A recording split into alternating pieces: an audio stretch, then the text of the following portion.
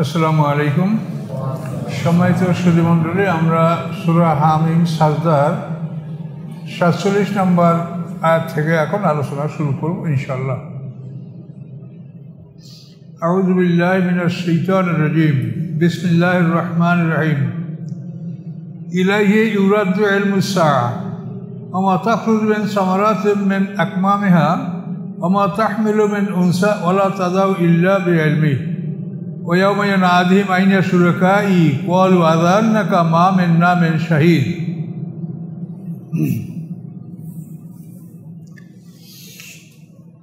আল্লাহ রাব্বুল আলামিন বলেন, ইলাইহি ইউরাদ্দু ইলমুস সাআহ,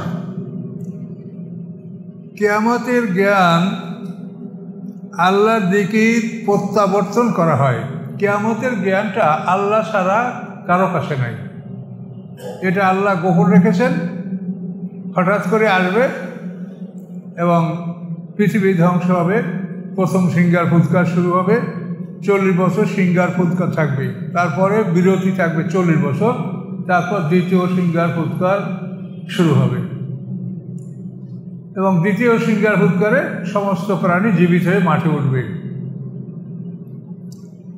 তো এই কিয়ামতের জ্ঞানটা এটা আল্লাহর দিকেই প্রত্যাবর্তন করা হয়। এটা আল্লাহ ছাড়া কেউ জানে না। কিয়ামতের জ্ঞান আল্লাহর উপরে ন্যস্ত। ওয়া তাখরুজু মিন সামারাতিন মিন আকমামিহা, এবং বের হয় না কোনো ফল তার আস্তিন হতে, তার আবরণ ভেদ করে আল্লাহর হুকুম ছাড়া। একটা ফল আবরণ ভেদ করে ফলটা বের হয়, এটা আল্লাহর হুকুম ছাড়া হয় না। ওয়া মা তাহমিলু মিন উনসা, গর্ভধারণ করে না কোনো নারী, ওয়ালা তাদাউ, এবং সন্তান প্রসব করে না কোনো নারী, ইল্লা বিইলমিহি, আল্লাহর অজ্ঞাতে, আল্লাহর অজান্তে। এগুলি সব আল্লাহ যেভাবে নির্ধারিত করেছেন সেভাবে 6 মাস থেকে 10 মাসের মধ্যে সাধারণত মাতৃগর্ভ থেকে সন্তানরা ভূমিষ্ঠ হয়। এগুলি সব আল্লাহর জ্ঞানের উপরেই ন্যস্ত, আল্লাহই জানেন। তো ওয়ায়াউমা ইউনাদিহিম, এবং যেদিন তিনি তাদেরকে ডাক দিবেন, তাদেরকে ডাকা হবে, সেদিন আল্লাহ বলবেন, আইনা শুরাকাই, আমার অংশীদাররা কোথায়? তোমরা যারা আল্লাহর অংশীদার সাব্যস্ত করেছো, আল্লাহর সাথে শিরক করেছো, এক আল্লাহ তোমাদের যথেষ্ট ছিল না তোমরা মনে করেছো, আল্লাহর সাথে লাত, উজ্জা, মানাত, ওল, হবল এইসব দেবতাও থাকতে হবে। আল্লাহকে মানতো কিন্তু আল্লাহর সাথে এই দেবদেবী থাকতে হবে। এটা হলো শিরক, অংশীদার সাব্যস্ত করা। তো আল্লাহ বলেন, সেদিন তাদেরকে ডাকা হবে যে আমার অংশীদাররা কোথায়, যাদেরকে তোমরা আমার অংশীদার মনে করতেছিলে। তখন সব মাঠে সমস্ত কাফের মুশরিকরা বলবে, আজান নাকা, আমরা ঘোষণা করছি, মামের নামে শাহিদ, আপনার কোনো শিরক আছে এ ব্যাপারে কোনো সাক্ষী দাতা আমাদের মধ্যে নাই, এই সাক্ষী আমরা কেউ দিব না। আপনারা আজান দেন না, এইটাই সেই আজান, মানে ঘোষণা। আজান নাকা, আপনার কাছে আমরা ঘোষণা করছি। আজান মানে ঘোষণা। হে আল্লাহ, আপনার কাছে আমরা ঘোষণা করছি যে আপনার শরীক আছে, এই সাক্ষীদাতা কেউ আমাদের মধ্যে নাই, আমরা সাক্ষী কেউ দেব না। অদল্লান্নুম মা কানু ইয়াদউনা মিন ক্বাবলু, হারিয়ে যাবে তাদের থেকে ইতিপূর্বে যাদেরকে তারা ডাকতে ছিল। অজন্নু মা লাহুম মিন মাহিস, এবং তারা নিশ্চিত হবে যে তাদের পালানোর কোনো স্থান নাই, কেউ পালাতে পারবে না। মাঠে সবাই উঠবে, কেউ বাকি থাকবে না, এবং মাঠের চতুর্দিকে ফেরেশতারা মাঠটাকে বেষ্টিত করে রাখবে, পরিবেষ্টন করে রাখবে। যদি কেউ কেনারের দিকে যায়, ফেরেশতারা তাকে আঘাত করে ভিতরে পাঠাই দেবে, তাকে মেরে পিটে সামনের দিকে ময়দানের মাঠের দিকে তাকে পাঠিয়ে দেবে, কেউ বেরোতে পারবে না। তাদের জন্য সেদিন কোনো বের হওয়ার কোনো রাস্তা নাই, কোনো আশ্রয়স্থল নাই। আল্লাহ বলেন, লা ইয়াসামুল ইনসানু মিন দুআইল খায়র, মানুষ ভালোর জন্য দোয়া করতে সে ক্লান্তি বোধ করে না। ভালোর জন্য মানে বারবার আল্লাহর কাছে চাইতেই থাকে, দোয়া করে, ভালো কথা। কিন্তু ওয়াই মাসাউ শাররু, যখন তার উপরে কোনো অনিষ্ট আসে, কোনো ক্ষতি আসে, ফায়াউসুন কানুজ, তখন সে নিরাশ হয়ে যায়। সে হতাশ হয়ে পড়ে। কাজেই এই হতাশ হওয়াটা আল্লাহ পছন্দ করেন না। তোমরা যেরকম কল্যাণের জন্য দোয়া করতে ক্লান্ত হও না, ওভাবে বিপদ আসলেও তোমরা ক্লান্ত হও না, নিরাশ হও না, ধৈর্য ধারণ করো। বিপদে ধৈর্য ধারণ করতে হবে এবং আল্লাহর সাহায্যের অপেক্ষা করতে হবে। যে বিপদ আল্লাহ দিয়েছেন, মুহূর্তের মধ্যে বিপদ তিনি দূর করতে পারেন। আমরা অস্থির হব না, মন্দ বলবো না। কোনো কিছুকে মন্দ বলা মানে আল্লাহকে মন্দ বলা। আপনি যদি প্রচণ্ড বৃষ্টি দেখে বলেন এত বৃষ্টি কেন, এটা হলো কেন, যে বৃষ্টি তো নিজের ইচ্ছায় চলে না, তো আল্লাহর হুকুমে ঝরছে। কাজে বৃষ্টিকে যদি মন্দ বলেন, কোনো ঝড়ো হওয়াকে যদি আপনি মন্দ বলেন, তাহলে সেটা আল্লাহকে মন্দ বলা হবে। এভাবে হাদিসে আসে যে তোমরা কালকে, দাহার মানে কাল, যুগ, এই কালকে তোমরা গালি দিও না, আমি কাল, আনার দাহার। আল্লাহ বলেন আমি তো যুগ, আমি কাল। কাজেই তোমরা কালকে গালি দিও না। কালকে গালি দিলে আল্লাহকে গালি দেওয়া হয়। আল্লাহ রাব্বুল আলামিন বলেন বলেন আযাকনাহু রাহমাতাম মিন্না, যদি আমি আমার পক্ষ থেকে তাকে রহমতের স্বাদ গ্রহণ করাই, মিন বাদে দাররা মাসসাতহু, ওই ক্ষতির পরে, ওই বিপদ আপদের পরে যেই বিপদ তাকে স্পর্শ করেছিল, লায়াকুলুন্না, তখন সে বলে হাযা লি, এটা আমার প্রাপ্য। আল্লাহ বলেন বিপদ দূর করে যখন আমার পক্ষ থেকে রহমত দান করি, তখন আমি দিয়েছি একথা সে বলে না এবং এটা মনে করে না। সে বলে এটা আমার প্রাপ্য, এটা আমার কর্তব্যের ফলে আমি এটা লাভ করেছি। আল্লাহর কথা ভাবে না। আমা আজন্নু সাআতা কায়েমাতুন, আর আমি ধারণা করি না যে কিয়ামত হবে, কিয়ামত হবে না, এভাবে সে মনে করে। হ্যাঁ, অলেন রুজুত ইলা রব্বি, যদি আমাকে আমার রবের কাছে ফিরিয়ে আনা হয়, ইন্নালি ইনদাহুল আল হুসনা, তাহলে নিশ্চয়ই আমার জন্য আল্লাহর কাছে অনেক কল্যাণ রয়েছে। কিয়ামত হবে না, যদি হয়, আর আমাকে যদি আল্লাহর কাছে নিয়ে যাওয়া হয়, তো সেখানে আমি অনেক নিয়ামত পাবো। দুনিয়াতে আল্লাহ আমাকে ভালোবাসেন দিয়েছেন, তো মরার পরও আল্লাহ আমাকে ভালোবাসবে, আমাকে দিবে। আল্লাহ বলেন ফালা নুনাব্বিয়ান্নাল্লাযীনা কাফারু, অবশ্যই আমি খবর জানাবো কাফেরদেরকে, বিমা আমিলু, যা তারা করেছে। ওলা নুযিকান্নাহুম মিন আযাবিন গালিয, এবং অবশ্যই আমি তাকে কঠিন শাস্তির স্বাদ গ্রহণ করাবো। তাহলে এই সমস্ত কথা সবই কাল্পনিক কথা। কাফেররা এই ধরনের কথা বলে, মুমিনরা কখনো এই ধরনের কথা বলবে না।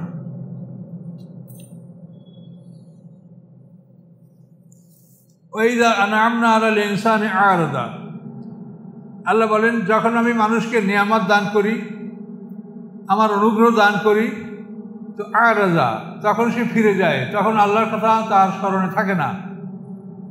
না আবে জানিবি, সে পাথরকে দূরে সরিয়ে নেয়। পাথর দূরে সরানো মানে সে নিজে দূরে সরে যায়। নিয়ামত লাভ করলে সে দূরে সরে পড়ে। কিন্তু ওয়াইজা মাসাউসাদু ফাজুদুআই নারী, এবং যখন তাকে কোনো অকল্যাণে স্পর্শ করে, তখন সে লম্বা চৌড়া দোয়া করতে শুরু করে দেয়। অকল্যাণ আসলে লম্বা চৌড়া দোয়া। এই যে দোয়ারও একটা লিমিট থাকবে। আমরা কিন্তু অনেক সময় দোয়ায় সীমা লঙ্ঘনকারী। এখানে কিন্তু লম্বা চৌড়া দোয়ার আল্লাহ সমালোচনা করেছেন। তুমি আল্লাহকে যা বলছো, তুমি একবার বললে আল্লাহ শোনে। তারপর দোয়া করতে গেলে যে কথাগুলা রিপিট না করলেও চলে, সে কথাগুলো রিপিট করতে হয় না। কাজে লম্বা চৌড়া দোয়া, দোয়ার প্রত্যেকটা সীমা থাকবে। দোয়া করতে করতে আর হাত কুড়ায়, কেউ হাত ছাইড়া দেশে, কেউ চুপ করে বসে আসে, হুজুরে দোয়া করে কিছু বলছে না, কিন্তু আল্লাহ বলছেন। আল্লাহ সত্য বলতে কোনো দ্বিধা করেন না। এই জন্য আল্লাহ বলছেন যে বিপদ আসলে তারা লম্বা চওড়া দোয়া করতে, আরিজ মানে চওড়া, চওড়া বললে লম্বা তো থাকবেই। তো কোরআনের ভাষাটা ওইরকমই, যে একটা বললে আর একটা আপনি এমনি বুঝবেন। বিপদ আসলে লম্বা চওড়া দোয়া করে। এই জন্য দোয়ার ব্যাপারেও আমাদের একটা সীমাবদ্ধতা থাকতে হবে। এবং বিশেষ করে কোরআনে যে আয়াতগুলি আসে, এই আয়াতগুলি সেইতে সুন্দর তো নাই, এর সমকক্ষ কোনো দোয়া পৃথিবীতে নাই। কাজে আপনারা সবসময় কোরআনের আয়াতগুলিতে দোয়া আছে সেগুলি আপনারা পড়েন। নিঃসন্দেহে আপনি প্রত্যেক অক্ষরে ন্যাক পাবেন এবং নিঃসন্দেহে আল্লাহর কাছে প্রিয় বস্তু এবং নির্ভর। এই ছোট্ট দোয়ায় কত কিছু দেখেন। রব্বানা আতিনা ফিদ দুনিয়া হাসানাতাও ওয়া ফিল আখিরাতি হাসানাতাও ওয়া কিনা আযাবান নার। অর্থ কি? হে আল্লাহ, দুনিয়াতে আমাকে কল্যাণ দান করেন, পরকালে আমাকে কল্যাণ দান করেন, আগুনের শাস্তি থেকে আমাকে মুক্তি দিন। দুনিয়ার কল্যাণ বলতে তো সমস্ত কল্যাণ আছে। এখানে তো আপনি বলতে হবে না আল্লাহ আমাকে চাল দেন, ভাত দেন, মাছ দেন, তরকারি দেন, গোশত দেন, এ তো বলতে হবে না। কি আপনি বললেন দুনিয়ার কল্যাণ আমাকে দান করেন। তো দেখেন আল্লাহর যে শিখানো দোয়া, যে কত সংক্ষেপে আপনি সব কিছু বলে ফেলেছেন। এইগুলোই বলা হয়েছে যে তুমি লম্বা চৌড়া দোয়া করো না, আল্লাহ যেভাবে বলে সেভাবে তুমি বলো। এভাবে কোরআনের প্রত্যেকটা দোয়া খুব সংক্ষিপ্ত এবং খুব সুন্দর এবং বহু অর্থ বহন করে এই দোয়াগুলিতে।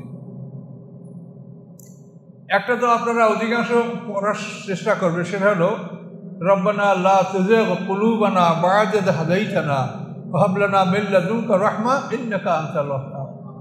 এর অর্থ হলো, হে আমাদের রব, লা তুযিগ কুলুবানা বা'দা ইয হাদাইতানা, আমাদেরকে হেদায়েত দান করার পরে আমাদের অন্তরকে আপনি আবার বাঁকা করবেন না, আমাদের অন্তর যেন বাঁকাইয়া আবার পাপের দিকে অন্যায়ের দিকে না যায়। হেদায়েত দান করেছেন, হেদায়েতের আমাদেরকে প্রতিষ্ঠিত রাখুন।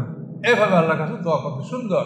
রব্বানা লা তুযিগ কুলুবানা বা'দা ইয হাদাইতানা ওয়া হাব লানা মিন লাদুনকা রাহমা, এবং আপনার পক্ষ থেকে আমাদের প্রতি আপনি রহমত দান করুন।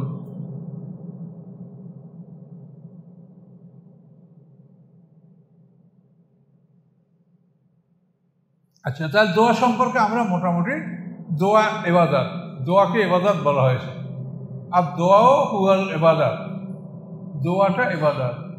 এই যে উদুনি আস্তাজিব লাকুম যা বলা হয়েছে যে তোমরা দোয়া করো, আমি দোয়া কবুল করব। এরপরেই হলো ইন্নাল্লাযীনা ইস্তাকবিরুনা ইবাদাতি সায়াদখুলুনা জাহান্নামা দাখিরিন, নিশ্চয়ই আমার ইবাদত থেকে যারা অহংকার করে যারা আমার ইবাদত বর্জন করে, হ্যাঁ, তারা অপমানিত অবস্থায় জাহান্নামে প্রবেশ করবে। এখানে তাফসীরে বলা হয়েছে আর দোয়াও হুয়াল ইবাদত, দোয়া করাটা ইবাদত। যেহেতু আদেশ আল্লাহ দিয়েছে, উদুনি আমার কাছে দোয়া করো, আল্লাহ আদেশ দিলে সেটা তো ফরজ হয়ে যায়। কাজে এই জন্য দোয়া ইবাদত, দোয়া করতে হবে। এবং হাত তুলে দোয়া করা হলো আদব, সুন্নাত এবং অন্তরের নম্রতা, এগুলি হাত তোলার মাধ্যমে আসে। হাত না তুললে আপনি দোয়া করছেন কিনা এটা বোঝাই যায় না, বিনয় ভাব প্রকাশ পায় না। আল্লাহ পরিষ্কার বলে দিয়েছেন, ইয়া আইয়ুহান নাস আনতুমুল ফুকারা ইলাল্লাহ, হে মানব সকল, তোমরা সবাই আল্লাহর কাছে ফকির। আল্লাহু আল গনিয়ুল হামিদ, আল্লাহ একমাত্র অমুখাপেক্ষী ধনী প্রশংসিত। তাহলে আমরা যদি ফকির হই তাহলে আমরা হাত তুলবো না কেন বলেন? এই হাত না তোলা এটা হলো খ্রিস্টানদের একটা পলিসি। তারা আস্তে আস্তে আমাদের মধ্যে কিছু না কিছু অনইসলামিক বা তাদের যেটা আদর্শ এটা ঢুকাতে চায়। তারা নীরবতা পালন করে। আর এখন আমাদের মুসলমানরাও শহীদের কবরের কাছে নীরবতা পালন করে। নীরবতা পালন করলে ভাই কি সব হবে?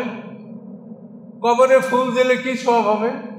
এই যে কোটি কোটি টাকা ব্যয় হচ্ছে এই কবরে ফুল দেওয়াতে, কি সব হবে এতে? বলে এই কবরে ফুল দেওয়া এটা খ্রিস্টানদের প্রথা, এটা মুসলমানদের শরীয়তের কোনো বিধান নেই। নীরবতা পালন করে এটা খ্রিস্টানদের প্রথা। ধর্মীয় নেতাকে বাবা বলা এটা খ্রিস্টানদের প্রথা। দেখেন এই সব খাজা বাবা, অমুক বাবা, তমুক বাবা, সব দরবারগুলো বাবা। এই বাবা হলো খ্রিস্টানরা বাবা বলতে আল্লাহকে বুঝায় না, কঠিন কথা। খ্রিস্টানরা ফাদার বলতে আল্লাহকে বুঝায়। আর সেই বাবা বলার মতো কোটি কোটি মুসলমান আপনার বাংলাদেশে বাবা। আর এই মোনাজাতে হাত না তোলা এটাও খ্রিস্টানদের একটা প্রথা। তাহলে তারা কয়টায় আমাদের মধ্যে ঢুকলো? আমাদের ফুল দেওয়ার মধ্যে ঢুকলো, নীরবতার মধ্যে ঢুকলো, বাবা বলেছে এটার মধ্যে ঢুকলো। এখন আবার মোনাজাত বন্ধ করেন, কোনোখানে পাওয়া যায় না। এই আমার মনে হয় যে অন্তত 20 বছরের আগে এই কথা আমরা কোনোদিন শুনি নাই যে মোনাজাত হাত তোলা বেদাত। যেটা আপনারা কেউ শুনছেন বয়স্করা যারা, এটা হলো ওদের চাল, ওদের পয়সা, কোনো অসংখ্য ধন সম্পদ তাদের আছে, আর আমাদের মরিসবদেরকে খুব অল্প পয়সায় কেনা যায়। কাজে এই জন্য আপনারা কোরআনের কথা শোনেন। কোরআনে স্পষ্ট বলেছেন উদুনি আস্তাজিব লাকুম। উদু শব্দটা বহু বচন, তোমরা দোয়া করো আমার কাছে। আবার আস্তাজিব লাকুম, আমি জবাব দিব তোমাদের উদ্দেশ্যে। এখানে কুম বহু বচন, কা কুমা কুম। দোয়া করতে বলা হয়েছে সম্মিলিতভাবে, এবং কবুল করবেন সবার পক্ষ থেকে। সেখানে আল্লাহ বহু বচন ব্যবহার করেছেন। কারণ সিঙ্গেল পাইলেন কোথায় আপনারা? কোরআনে তো নাই। কোরআনে তো বহু বচন বলা হয়। উযুনি, উযু এটা বহু বচন। আস্তাজিব লাকুম, এই লাকুম হলো এটা কুম বহু বচন। কা কুমা কুম, কে কুমা কুম না, এগুলো সর্বনাম, সর্বনামের জমির এগুলি। এই জন্য এসব ব্যাপারে এক কথাই মানে কোরআনে আপনি সব জিনিসের সমাধান পাবেন যদি আপনি বুঝে নিতে পারেন। এরপর দেখেন মোনাজাত সম্পর্কে। মোটামুটি আমরা আল্লাহর কাছে কিভাবে মোনাজাত করব, এবং মোনাজাত সম্পর্কে সাহাবায়ে কেরামদের ব্যাপারে আল্লাহ কোরআনে বলেছেন অবেল আসহারুম ইয়াস্তাগফিরুন। সাহাবায়ে কেরামরা শেষ রাতে আল্লাহর কাছে ক্ষমা প্রার্থনা করতেন। কাজে আপনারা শেষ রাতে তাহাজ্জুদ নামাজ পড়তে পারেন, আলহামদুলিল্লাহ। যদি না পারেন, শেষ রাতে যদি ইস্তেঞ্জার জন্য উঠেন, তখন একটু অন্তত কুলি করিয়া তখন আল্লাহর কাছে ক্ষমা চান, বাংলায় নিজ ভাষায় অথবা কোরআনের ভাষায় কোরআনের কোনো আয়াত পাঠ করে। তাও সাহাবায়ে কেরামদের একটা অনুকরণ হবে, যেহেতু তারা শেষ রাতে প্রার্থনা করতেন এবং সেটা আল্লাহ কোরআনে উল্লেখ করেছেন। অবেল আসহারিহুম ইয়াস্তাগফিরুন কানু কালিলাম মিনাল লাইলি মা ইয়াহজাউন। সাহাবায়ে কেরামদের বৈশিষ্ট্য আল্লাহ কোরআনে বলেছেন যে রাতের অল্প সময়ই তারা ঘুমাতো, অধিক রাত তারা জেগে জেগে আল্লাহর ইবাদত করত। তারা ছিল পৃথিবীর সবচেয়ে নিকৃষ্ট জাতি। বিয়া কতটা করা যেত তার কোনো সীমা ছিল না। 100 তালাক দিলেও বউ যাইতে পারতো না। লুটতরাজ করা ছিল বাহাদুরি, এটা ছিল আরবের সভ্যতা। কাজে সেই জাতিকে আল্লাহ তাআলা পৃথিবীর শ্রেষ্ঠ জাতিতে পরিণত করেছেন। এই জন্য তারা ইসলাম গ্রহণ করার পরে রাতের অল্প সময় তারা ঘুমাতেন, সারা রাত জেগে আল্লাহর কাছে রোনাজারি করতেন, কান্নাকাটি করতেন, শেষ রাতে আল্লাহর কাছে ক্ষমা প্রার্থনা করতেন। এই বৈশিষ্ট্যগুলি আল্লাহ তাআলা স্বয়ং কোরআনে উল্লেখ করেছেন যে সাহাবীদের এই গুণ ছিল। আর সিনিয়র সাহাবীদেরকে সম্মান করবেন, এটা যেহেতু তাদের সম্মান আল্লাহ করেছেন এবং করতে বলেছেন। কুল আরাইতুম ইন কানা মিন ইনদিল্লাহি সুম্মা কাফারতুম বিহি। আল্লাহ বলেন তোমরা ভেবে দেখো। কুল আপনি তাদেরকে বলেন, হে রাসূল, আরাইতুম তোমরা কি মনে করো, ইন কানা মিন ইনদিল্লাহ এই কোরআন যদি আল্লাহর পক্ষ থেকে হয়েই থাকে, সুম্মা কাফারতুম তারপর যদি তোমরা এই কোরআনকে অস্বীকার করো, তো মান আদাল্লু মিম্মান হুয়া ফি শাক্কাকিন বাঈদ, কে অধিক পথভ্রষ্ট ওই ব্যক্তি চেয়ে যে অত্যন্ত দূর দূরান্তের বিরোধিতায় লিপ্ত আছে। বাঈদ মানে দূর, দূর মানে কঠিন। সে কঠিন বিরোধিতায় লিপ্ত আছে, আল্লাহ এবং আল্লাহ রসুলের কঠিন সে বিরোধিতা করছে। আল্লাহ বলছেন এখন আপনি তাদেরকে বলেন যে তোমরা কি মনে করো, এই কোরআন যদি আল্লাহর বাণী হয়ে থাকে এবং সেই আল্লাহকে তোমরা অস্বীকার করো এবং তোমরা যদি এই কোরআনের বিরোধিতা করো, তো তোমাদের অবস্থাটা কি হবে ভেবে দেখো। দোজখের কাছে নিয়ে দাঁড় করাবে। এই দোজখকে তোমরা অস্বীকার করছিলেন, এখন চাকাই দেখো তো দোজখ আছে কিনা। এই জাক্কুম গাছকে অস্বীকার করছিলে না, দেখো তো আছে কিনা। এগুলো দোজখের সামনে দাঁড় করে তাদেরকে দেখানো হবে, তারপর ওর মধ্যে নিক্ষেপ করা হবে। সানুরিহিম আয়াতিনা ফিল আফাক ফি আনফুসিহিম।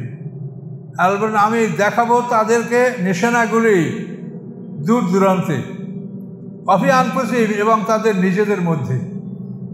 বিপদ আসবে, কিভাবে আপনাকে বিপদ থেকে আল্লাহ উদ্ধার করে এটা আপনি নিজে অনুভব করতে পারবেন যে আল্লাহ সাহায্য করেছে। এটা প্রত্যেকটা মানুষ চিন্তা করলে জীবনে দুই একটা ঘটনা আপনাদের প্রত্যেকের জীবনেই ঘটবে, যাতে আপনি বুঝতে পারেন যে আমাকে আল্লাহ রক্ষা না করলে আমি কোনোভাবেই রক্ষা পেতাম না। তাই আল্লাহ বলেন যে আমি বালা মুসিবত দূর দূরান্তে দিয়ে থাকি, আফাক মানে দূর দূরান্তে, এবং তোমাদের নিজেদের মধ্যেও আমি বিপদ ভালো মন্দ দিয়া আমি তোমাদেরকে পরীক্ষা করে থাকি। তোমরা ভেবে দেখো, এগুলি আমার জীবনে যদি আমি দেখি যে অসংখ্য বার আল্লাহ আমাকে উপকার করেছেন, তার এক একটা বিষয় চিন্তা করলে অবাক হয়ে যেতে হয়। আমি সেগুলো বলবো না, যেহেতু সেগুলো আমার ব্যক্তিগত ব্যাপার। এটা বলতে গেলে অনেক সময় কেউ মনে করবে যে এটা সে নিজেকে প্রকাশ করতেছে, কিন্তু আমি অসংখ্যবার আল্লাহর বহু নেয়ামত, বহু সাহায্য আমি লাভ করেছি, আপনারাও করেছেন কম বেশি সবাই। হাত্তা ইয়াতাবায়্যানা লাহুম আন্নাহুল হক, এভাবে তাদের কাছে স্পষ্ট হয়ে যাবে যে এই কোরআন সত্য। কোরআন সত্য এটা তাদের কাছে স্পষ্ট হয়ে যাবে, তারা বুঝতে পারবে যে কোরআন সত্য। আওয়ালাম ইয়াকফি বিরাব্বিকা ইহা কি যথেষ্ট নয় আপনার রবের ব্যাপারে? আন্নাহু আলা কুল্লি শাইইন শাহিদ, যে নিশ্চয়ই সমস্ত বিষয়ের উপরে তিনি উপস্থিত থাকেন। ভালো মন্দ ন্যাক বদ যাই তোমরা করো সেখানে আল্লাহ উপস্থিত থাকেন। আল্লাহর সামনে আল্লাহর উপস্থিতিতে তোমরা সব করছো, কাজেই তোমরা সতর্ক হও। তোমরা কখনো মনে করো না যে আমি একা, আমাকে কেউ দেখে না। আল্লাহ সেখানে উপস্থিত আছেন। প্রত্যেকটা কর্মের সময়, কর্ম সম্পাদন করার সময় আল্লাহ সেখানে উপস্থিত থাকেন। কাজে এই বিশ্বাস, এটার নাম ঈমান বিল গায়ব। এই যে গায়বী বিশ্বাস, এগুলোর নাম গায়বী বিশ্বাস, যে আমার প্রতিটি কর্ম, আমি যখন যে কর্মটা সম্পাদন করি আল্লাহ সেখানে উপস্থিত আছেন। আলা ইন্নাহুম ফি মিরিয়াতিন মিন লিকাই রাব্বিহিম, সাবধান, তারা রবের সাক্ষাতের ব্যাপারে সন্দেহ পোষণ করছে। রবের সাথে যে সাক্ষাৎ হবে, মোমেনদের হবে শুভ সাক্ষাৎ, আর কাফেরদের সাক্ষাৎ হবে আসামি হিসাবে বিচারকের সামনে উপস্থিত হওয়া। সাক্ষাৎ হবে উভয়েরই, আমাদেরও সাক্ষাৎ হবে, কাফেরদেরও হবে, কিন্তু তারা সাক্ষাৎ করবে বিচারকের সামনে আসামি হিসাবে, তারা আল্লাহর সামনে উপস্থিত হবে।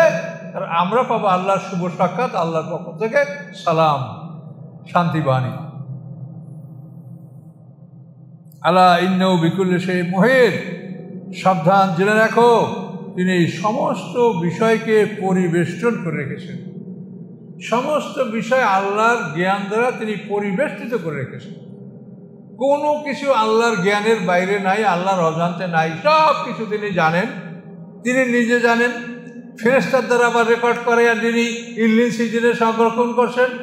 আবার একটা কবি তোমার গলায় ঝুলন্ত আমলনামায় আসে। এইভাবে কঠিনভাবে সর্বদিক থেকে তোমাকে আল্লাহ তাআলা বেষ্টনীর মধ্যে রেখেছেন, কঠিন পাহারার মধ্যে। কাজেই কোন সাহসে তুমি অপরাধ করতেছ, কোন সাহসে তুমি অন্যায় করতেছ, তুমি ভেবে দেখো। কাজেই ভুল হয়ে থাকলে আল্লাহর কাছে তওবা করেন, ফিরে আসেন।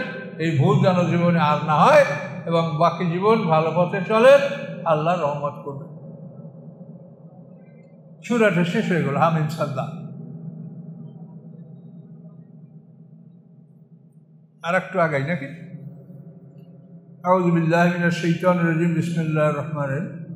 আশ-শুআরা, শায়ের হলো কবি, এর বহু বছর হলো শুআরা, কবিগণ। কবিদের সম্পর্কে আল্লাহ তাআলা কিছু কথা বলেছেন। কবিতা আল্লাহ পছন্দ করেন না। তারপরে যদি কেউ অমুসলিমরা কবিতা পড়ে মুসলমানদের কোনো বিষয় সমালোচনা করে, সেক্ষেত্রে কবিতার মাধ্যমে তাদের জবাব দেওয়াটা, এটা আল্লাহ পছন্দ করেন। অমুসলিমদের জবাব দেওয়ার জন্য কবিতা, ওরা কবিতা, তা আপনার মুসলমানরাও কবিতার মাধ্যমে তাকে, উত্তম কবিতার মাধ্যমে তাকে জবাব দেবে। কিন্তু এমনি জেনারেল যে কবিতা, এটা আল্লাহ পছন্দ করেন না, এবং আল্লাহ রাসূল জীবনে কোনোদিন কবিতা পাঠ করেননি। আমার জীবনে আমি অসংখ্য ফার্সি কবিতা জানতাম, এখনো 2-4-10টা মনে আছে, কিন্তু আল্লাহর কাছে বলছি যে আল্লাহ, এটা আমার অন্তর থেকে আপনি দূর করে দেন, আমার অন্তর এটা যেন না থাকে। কবিতা। আউযু বিল্লাহি মিনাশ শাইতানির রাজিম, বিসমিল্লাহির রহমানির রহিম। হামিম, আয়াতে মুতাশাবিহাত। আইন সিন কফ, আয়াতে মুতাশাবিহাত। কাযালিকা ইউহি ইলাইকা ওয়া ইলাল্লাযিনা মিন ক্বাবলিকা, আল্লাহ এভাবেই ওহী করা হয়েছে আপনার প্রতি, ওয়া ইলাল্লাযিনা মিন ক্বাবলিক, এবং তাদের প্রতি যারা আপনার আগে রসুল নবী ছিলেন। আল্লাহু আল আজিজুল হাকিম, আল্লাহ তাআলা তিনি পরাক্রমশালী এবং মহাকৌশলী, অসাধারণ ক্ষমতার মালিক, এবং কৌশলও তিনি জানেন। তিনি কাফেরদেরকে শাস্তি দেওয়ার ক্ষমতা রাখেন, আর হাকিম মানে মোমেনদেরকে মুক্তি দেওয়ার কৌশল রাখেন। আজিজ এবং হাকিম। লাহু মা ফিস সামাওয়াতি ওয়া মা ফিল আরদ, তিনি মালিক। লামলের তামলিক, অর্থাৎ লাম দ্বারা মালিকানা বোঝাচ্ছে। লাহু, তিনি মালিক। মা ফিস সামাওয়াতি ওয়া মা ফিল আরদ, যা কিছু আছে আকাশসমূহের মধ্যে এবং যা কিছু আছে সপ্ত পৃথিবীর মধ্যে। ওয়াল আলিয়ুল আযীম, তিনি সবার ঊর্ধ্বে, সবার বড়। কাজে আকাশ পৃথিবীর মধ্যে যা কিছু আছে এ সব কিছু মালিক আল্লাহ। এখন যদি আপনি আমি কেউ মালিক মনে করি, তাহলে এটা শিরক হবে না? আল্লাহ বলেন আমি একা মালিক, আর আপনি বলছেন না আমি এই বিল্ডিংটার মালিক, আমি এই জমিটার মালিক, আমি এই সম্পদের মালিক, আমি ইচ্ছা মতো আমি এটাকে ব্যয় করব, ইচ্ছা মতো আমি এটার আমার ক্ষমতা প্রয়োগ করব, এটা তো শরিক হয়ে গেল। আপনি ব্যয় করতে পারবেন প্রয়োজন মতো, যেটা আল্লাহ তাআলা আপনাকে ব্যয় করার জন্য, তুমি ইসরাফ করবে না, প্রয়োজন মতো তুমি খাও, পরো, ভালো খাদ্য খাও, ভালো পোশাক পরো, এগুলো সবই কোরআনে বলা আছে। তোমার জন্য ভালো পোশাক কে হারাম করেছে, ভালো খাবার কে হারাম করেছে, এটা কোরআনে বলা আছে। 8 পারায় দেখেন। তাহলে নিয়মতান্ত্রিকভাবে আপনি আল্লাহর যে সম্পদ আপনার কাছে আছে এটা একটা আমানত, কাজে আপনি আল্লাহর গোলাম, কাজে এই গোলাম মালিকের কাছে খাবার, পোশাক, বাসস্থান পাবে। কি পাবে না? আপনার যদি গোলাম থাকে তাকে খাদ্য, পোশাক, বাসস্থান দিবেন না? তা আমরা আল্লাহর গোলাম, আমাদেরকে আল্লাহ খাদ্য, পোশাক, বাসস্থান এটা দিচ্ছেন, আমরা গ্রহণ করব। অবশিষ্ট যা সেটা আল্লাহর কাছ থেকে, আল্লাহর পক্ষ থেকে আপনার কাছে আমানত। কাজে এই সম্পদের মালিক আপনি না। পৃথিবীতে যারা সম্পদের মালিকানা করে তারা মুশরিক হিসেবে তাদের মৃত্যু হলো, নাউযুবিল্লাহ বলে। সম্পদের মালিকানা, হজ করতে যাওয়ার আগে হাজি সাহেব সব ভালো ভালো জমি ছেলেদের নামে দলিল করে দিয়ে যায়, মেয়েরা কান্দে, জামাইরে কান্দে, যে শ্বশুর আব্বা কি করে গেল। এরকম হাজি তো আমার জানা মতে আমার অঞ্চলে তো ম্যাক্সিমাম এইটাই দেখলাম। হজে যাওয়ার আগে জমি জমা, ভালো জমি জমা ছেলে ফেলেদেরকে রেখে দিয়ে হাজি সাহেব মক্কা যায়। আমার সাথে দেখা হলে আমি বলি যে মক্কা না গিয়া গঙ্গা স্নানে যান, অযথা মক্কা গিয়ে ভিড় করবেন, এতে কোনো লাভ নাই। আপনারও কষ্ট হবে, মানুষেরও কষ্ট হবে, দোজখ ছাড়া আপনাদের কোনো ঠিকানা নাই। এই জন্য মালিকানা জিনিসটা মারাত্মক ব্যাপার। আমরা মালিকানা তো বর্জন করেছি যখন লা ইলাহা ইল্লাল্লাহ বলছি, তখনই আমরা আমাদের জীবন সম্পত্তি আল্লাহর কাছে বিক্রি করেছি। কি করিনি? এই বিক্রি যদি কেউ না কাজে তো মুসলমানই না। বাই শব্দটা তো বেচা কিনা, বাইয়াত। এই আল্লাহর কাছে আপনার বেচা কিনা, এটা হলো প্রকৃত বাইয়াত। এরপরে আপনি নেতার আনুগত্য, দলের আনুগত্যের জন্য বায়াত করেন, সেটা আলাদা বায়াত, সেটা হলো আনুগত্যের বায়াত। কিন্তু জীবন সম্পত্তি বিক্রি করার বায়াত হলো আল্লাহর সাথে। আল্লাহর সাথে আপনার বেচা কিনা, আপনি জীবন সম্পত্তি আল্লাহর কাছে বিক্রি করে দিয়েছেন লা ইলাহা ইল্লাল্লাহ বলে, আপনি কোনো কিছুর মালিক না। তা আপনি বেচা গরু আরেক জায়গায় বেচবেন, বেচা জমি আরেকবার বেচবেন আপনি? আপনি জীবন সম্পত্তির বায়াত আল্লাহ ছাড়া কারোর সাথে আপনি করতে পারেন না। আপনি যদি কোনো দল করেন, যদি আপনার দল পছন্দ হয় তাহলে নেতার আনুগত্যের বায়াত করতে পারেন, যে আমি আনুগত্য করব। কিন্তু বায়াত মানে বেচা কিন, এটা নয়। হুদায়বিয়া সন্ধি সম্পর্ক বলা আছে যে হুদায়বিয়া সন্ধিতে আল্লাহ বলছেন যে তাদের হাতের উপরে আল্লাহর হাত ছিল, বাইয়াতের রিদওয়ান। সেখানেও সাহাবীরা বলছেন যে আমরা বায়াত করেছি যে আমরা আল্লাহ রসুলের হুকুম মানবো এবং ওসমান হত্যার প্রতিশোধ না নিয়ে আমরা পালাবো না। এটার উপর আমরা বায়াত করেছি। বায়াতের একটা সাবজেক্ট।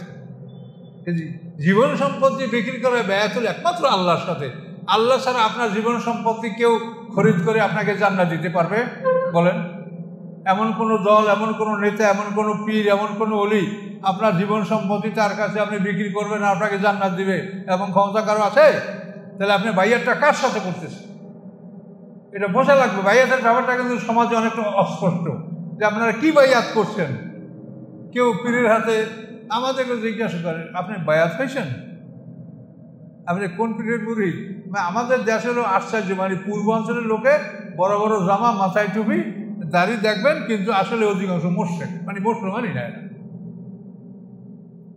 মানুষের আপনি কোন পীরের বায়াত হয়েছেন, এই বায়াত না হওয়া পর্যন্ত আপনি মুসলমান না। কিন্তু বায়াতটা কি হয়েছে যে বোঝেন আপনি বায়াত মানেটা কি? বায়াত হলো আপনার কলেমা। যখন আপনি লা ইলাহা ইল্লাল্লাহ বলেছেন তখন হলো বায়াত, যে আপনি আপনার জীবন সম্পত্তি আল্লাহর কাছে বিক্রি করেছেন। এটা কি আমার কথা না কোরআনের কথা?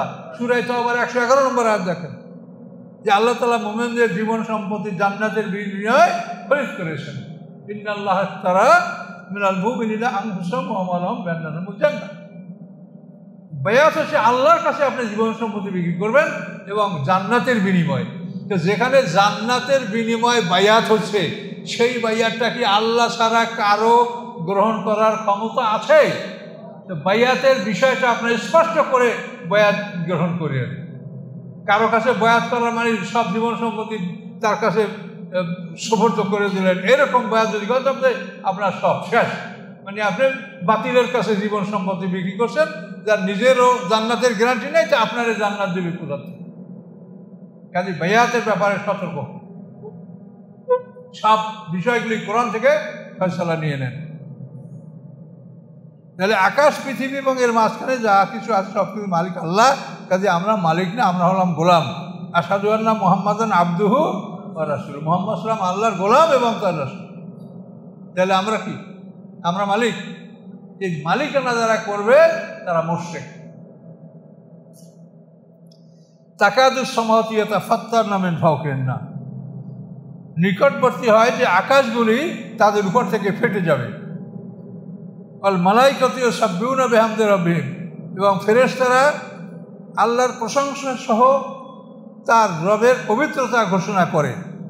ওয়াস্তাগফিরুনা, এবং এই ফেরেশতারা ক্ষমা প্রার্থনা করে লিমান ফিল আরদি, ওই সমস্ত মানুষের জন্য যারা পৃথিবীতে অবস্থান করে। এই ফেরেশতারা আমাদের জন্য ইস্তেগফার করে, দোয়া করে। আলা ইন্নাল্লাহু ওয়াল গফুরুর রহিম, এবং এই ফেরেশতারা ঘোষণা করে যে সাবধান, নিশ্চয়ই আল্লাহ তাআলা যিনি ক্ষমাশীল দয়াময়। কাজে তোমরা আল্লাহর কাছে তওবা করো, আল্লাহর পথে ফিরে আসো। এবং এই দোয়াটা ফেরেশতারা করছে, আল্লাহর আরবানগির ফেরেশতা এবং তার আশপাশে যারা, এই সমস্ত ফেরেশতারা মুমিনদের জন্য আল্লাহর কাছে দোয়া করে। সরাসরি কোরআনে বলা আছে।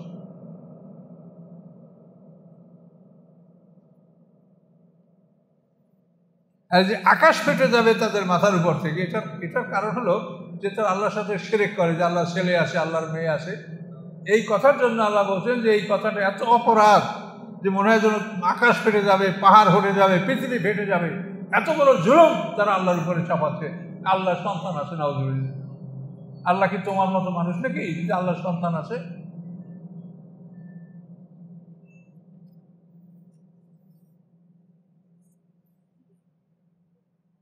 আল্লাযীনা ইত্তাখাযু মিন দুনিহি আউলিয়া আল্লাহু হাফিজুন আলাইহিম, যারা গ্রহণ করে আল্লাহর পরিবর্তে আল্লাহ ব্যতীত অভিভাবক।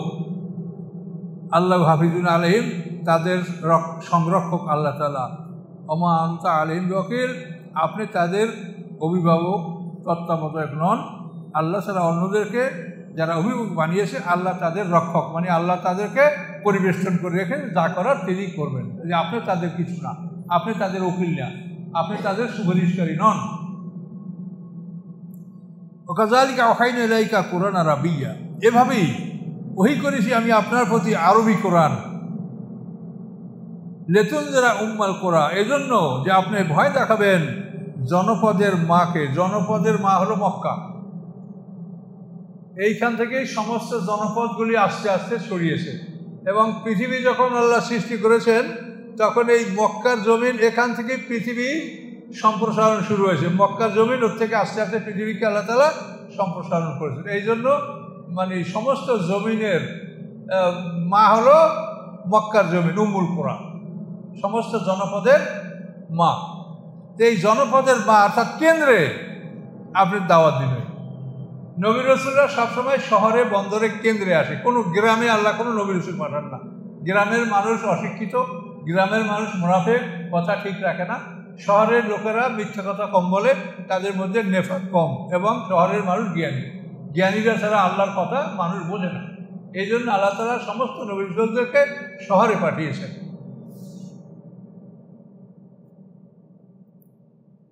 উম্মাল কুরা অমান হাওলা, উম্মুল কুরা মক্কা, এর হাওলা মানে তার আশপাশ। এরপরে আস্তে আস্তে তার আশপাশে আপনি দাওয়াতটা ছড়াবেন। তুনযিরা ইয়াওমাল জামে, এবং তাদেরকে আপনি ভয় দেখাবেন একত্রিত দিবসে।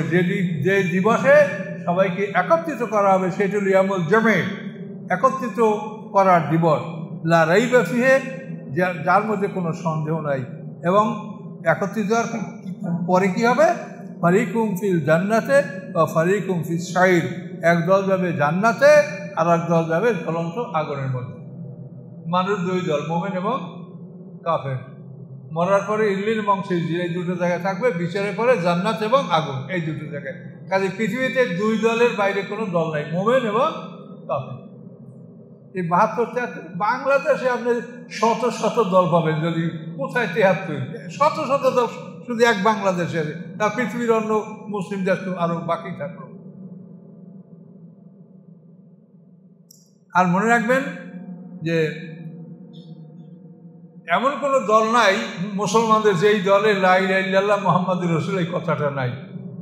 এই কথাটা যখন সব দলে আসে তখন প্রত্যেক দল থেকেই কিছু লোক জান্নাতে যাওয়ার সম্ভাবনা আছে। কোনো দল থেকে বেশি যাবে, কোনো দল থেকে কম যাবে। আর যদি আপনি কারণ ৭৩ দলের ৭২ জাহান্নামী, তাহলে ওই ৭২ দলের মধ্যে মানুষরা কলমা পড়ে না। তা আল্লাহ রাসূল তো বলছে যে কলমা পড়ে তাকে কোনো পাপের কারণে তুমি কাফের বলিও না। তা আপনি কী করবেন রাসূল এই কথাটাকে? ওই কথাটাই ঠিক যে কলেমা যে পড়ে তাকে তুমি কাফের বলিও। তুমি তাকে মুসলমান মানো, তারপরে বিচারে আল্লাহ যা করেন তিনি তা করবেন, কিন্তু তুমি তাকে কিছু বলতে যেও না।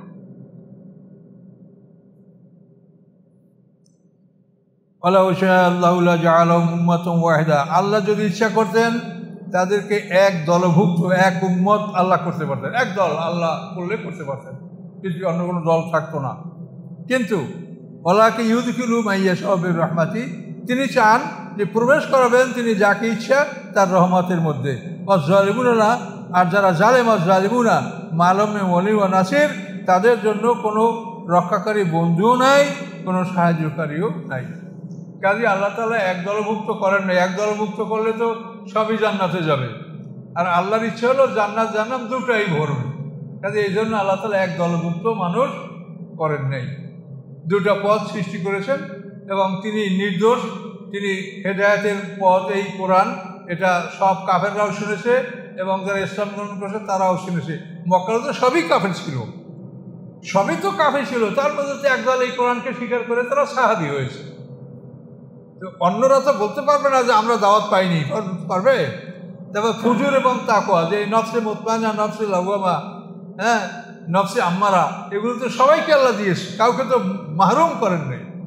কাজে এই জন্য আল্লাহ নির্দোষ, আল্লাহ হেদায়েতের রাস্তাগুলি স্পষ্ট করে দিয়েছে। এখন দেখে শুনে আপনি পথ অবলম্বন করেন। আমিত্তাখাযু মিন দুনি আউলিয়া, অথবা তারা আল্লাহ ছাড়া অন্যদেরকে তারা অভিভাবক নির্বাচন করে।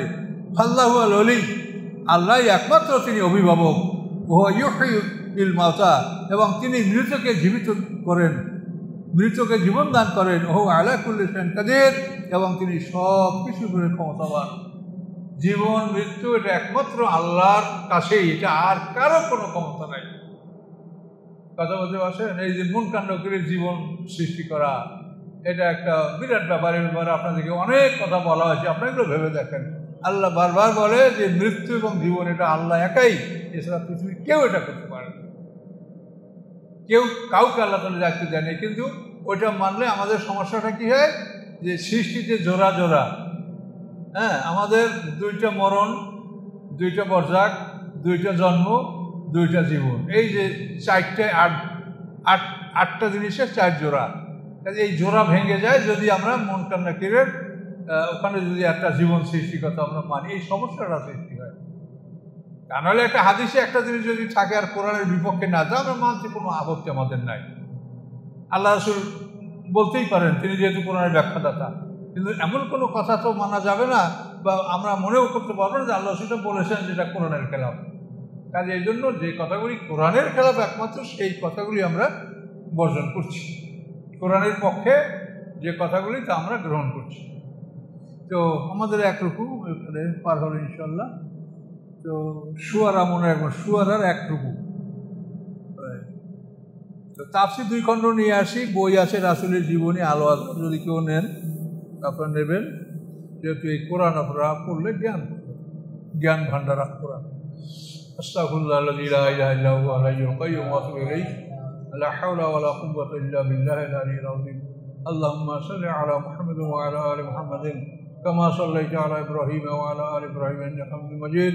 আল্লাহুম্মা বারিক আলা মুহাম্মাদিন ওয়া আলা আলি মুহাম্মাদিন কামা বারাকতা আলা ইব্রাহিম ওয়া আলা আলি ইব্রাহিম ইন্নাকা হামিদুম মাজিদ। আল্লাহুম্মা ربنا آتنا في الدنيا حسنة وفي الآخرة حسنة وقنا عذاب النار. ربنا ظلمنا أنفسنا وإن لم تغفر لنا وترحمنا لنكونن من الخاسرين. ربنا لا تزغ قلوبنا بعد إذ هديتنا وهب لنا من لدنك رحمة إنك أنت الوهاب. سبحان ربك رب العزة عما يصفون، سلام على المرسلين، الحمد لله رب العالمين. السلام عليكم.